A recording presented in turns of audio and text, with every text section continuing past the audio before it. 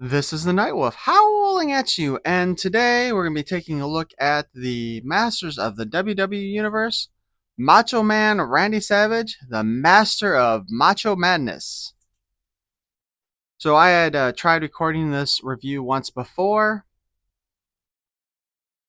and the video, something happened to it. I'm not entirely sure what, because I can't find it anymore.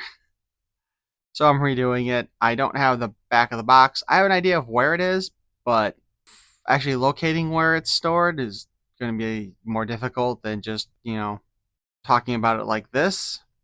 On the plus side, though, I had already scanned in the little comic and the back, so we'll be able to do that stuff like we normally do. So, what was on the back of the box shows Randy Savage going up against Fake or John Cena. So, this would be his hero arc, unlike the HWO version, where it seems like he was resurrected as a villain. Freaked out! Freaked out! As Macho Madness spreads to all corners of WWE Eternia, there's only one man who has the power to control it: Macho Man Randy Savage. Oh yeah! And of course, he has the switch emblems to reveal battle damage. One of the worst gimmicks that they did in this because of what a pain in the butt it is to actually work it on these figures. But it is an original harness for this series. And the twist and powerful battle positions. As part of this wave, we had Rey Mysterio, the heroic high flyer, Macho Man Randy Savage, the master of Macho Madness, Faker John Cena, the evil robot of the Skull King, and of course Roman Reigns, the heroic big dog. And with this one, it completes our reviews of this wave of figures. And actually, I think that means that once this is posted, the only one that I haven't done is the second Rey Mysterio figure. So our little mini comic here shows Macho Man going up against the Skull King Triple H. Artwork doesn't look too bad. We open the inside of the package and it looks like he's holding a shot glass actually in his hand. It's too bad he didn't come with one. That would have been kind of funny. Macho Man Randy Savage, Master of Macho Madness. Height 6 feet 2 inches. Weight 237 pounds. That actually sounds kind of light for somebody that tall. Superstar powers: overpowering intensity, cat-like reflexes, conjurer of Macho Madness. Foreign objects: Macho Mace and bandana helmet. The great battle has begun. A darkness threatens to consume WWE Eternia as the faction of evil superstars rises from parts unknown to control the balance of power. But the heroic superstars accept the challenge to defend the planet and determine who are the masters of the WWE Universe. Macho Man fights his way into the Skull King's lair. Macho Madness running wild. Oh yeah! You can't see me. Oh yeah! I knew you'd come for the crown of WWE Eternia, Macho Man. The champ is here. Time to play the game. Your battle armor absorbed the blast. Wah! The cream always rises to the top. Yeah! And he's holding the shot glass again. Okay, somebody out there tell me what the reference is for this glass.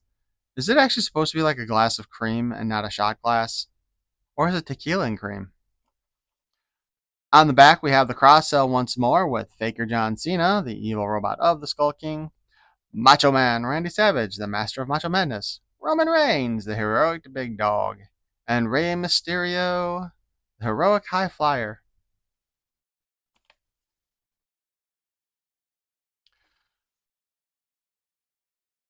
Our Macho Man here, he does come with the Classics mace for Man at Arms, which, to be perfectly honest, when I compare it to the actual mace that came with Origins, it really is kind of stupid looking. Like, I think I thought it was kind of weird when I got the Origin or the Classics version of Man at Arms, but it just, once you start comparing it to the actual Origins one based on the original toy, It looks kind of ungainly. He also has the knee armor from the classics Man at Arms and slash Eternian Guard. Because I think that was the same as the Eternian Guard. And his little bandana helmet here. They did paint it actually with the same kind of imagery that Man at Arms has on his helmet from the original toy, so that's kind of cool. Kind of reminds me of a bicycle helmet. He's got the straight on, plain, ordinary looking sunglass visor thing. Aside from that, the head sculpt looks, well, not aside from that, the head sculpt looks pretty good. The paint's all in place. It appears as if his deco on his face may actually be properly aligned for a change. So that's cool. For a quick comparison, it is the same head sculpt that came with the Horde version of Macho Man, with the exception of his hair is actually glued in the proper spot, where my Horde one was not. Articulation wise, the head is on a ball joint and can spin around. However, the armor does interfere with the spin with his beard and his hair. So we can kind of get it this far without trying to force it. But if we force it, we can get it to go 360. However, it does loosen it from the ball joint and allows it to pop off. Not quite as bad as, say, Piper was with his, but, you know, still pretty close. We do get a little bit of a lean forward and back on that head. The arms can spin around, do a 360. Although, again, with the way this armor is designed, once you spin it around, it does push it outward. We have the hinge to go up and down.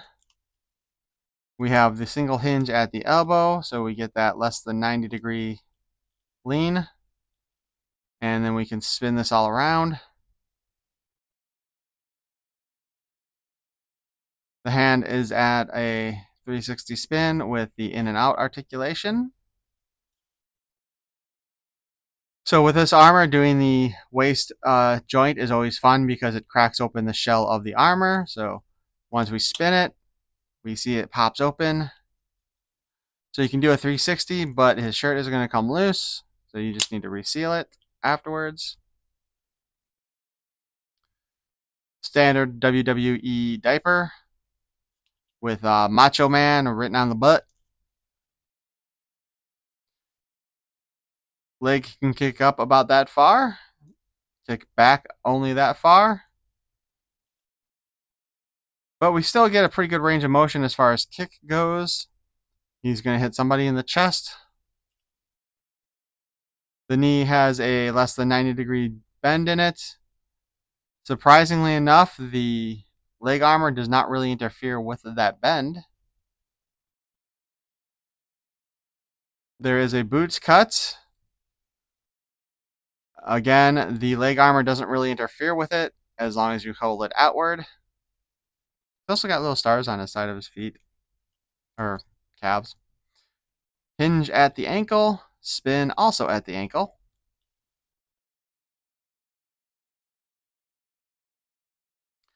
And as far as the leg armor goes, it kind of feels like they used two, no, wait, hold on. I was thinking because of the way that they line up back here with the way they attach, that they were using the same bit on both legs. But when you start looking at the added designs here, like the little tube, some of the little circuitry, they are opposite each other. So these are actually made for right and left legs. It's not just using one for both. If we crack open his armor and take it off, you start noticing some stress marks on the attachment there because this is a hard plastic. Here we have his little sunglass logo on the front. That's perfectly fine. And we can pop it out, and that's a lot easier than it has been in the past when I first did these ones. He comes with two others, broken sunglasses and really broken sunglasses. And you can swap those out however you want. The thing is, they look dumb. Just because they don't use the full battle armor gimmick where we see actual like scars in the armor plate. They're just the same plate with a different image on it, and I think that was a cheap cop out. So I'm just going to leave the full sunglasses intact because, like I said, I think these ones just look kind of stupid.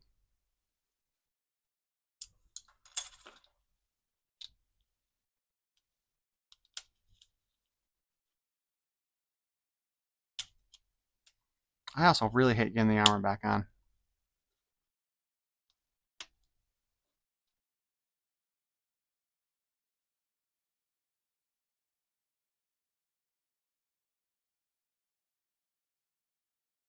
Macho Man Randy Savage was known as Randy Mario Ofo, born November 15th, 1952, and passed away on May 20th, 2011. He was an American professional wrestler, actor, rapper, rapper, and a professional baseball player.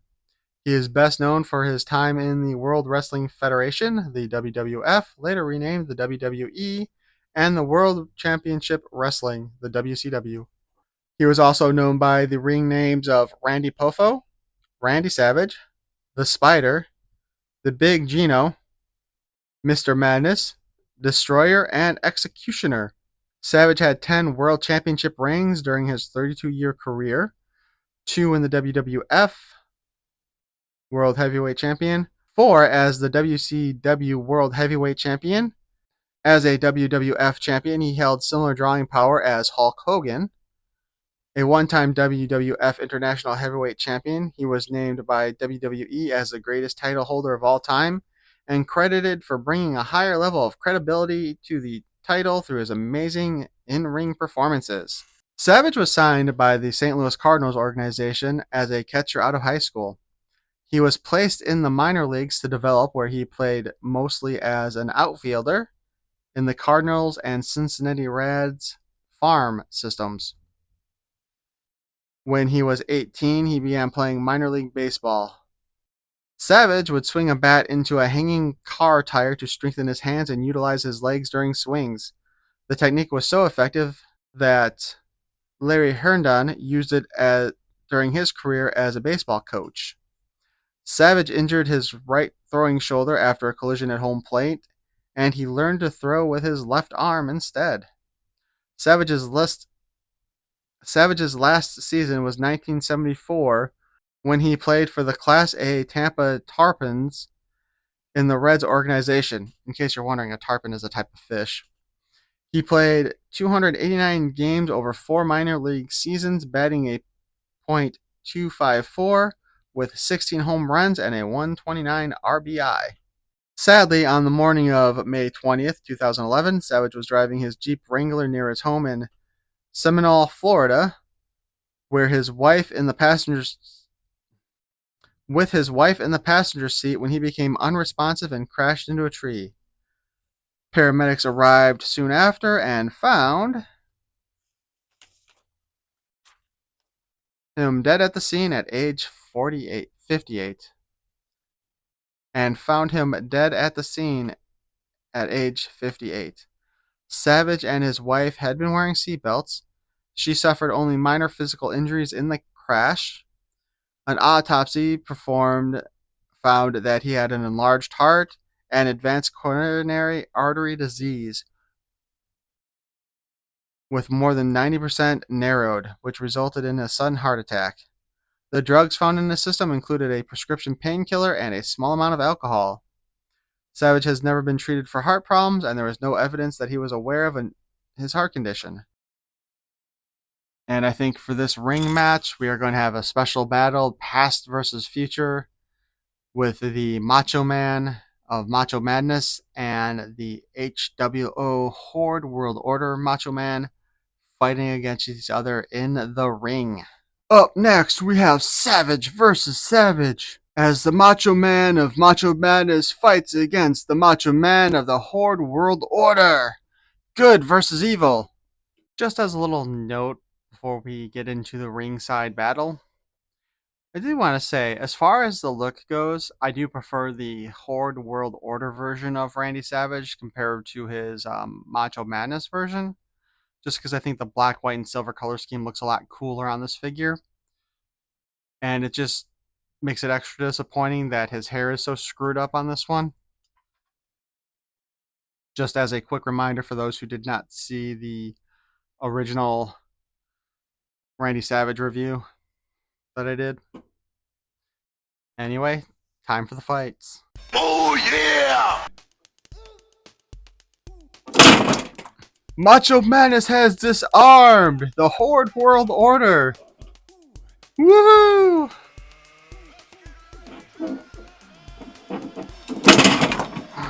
And Macho Madness barely manages to remain partially in the ring, giving the championship to the Macho Madness.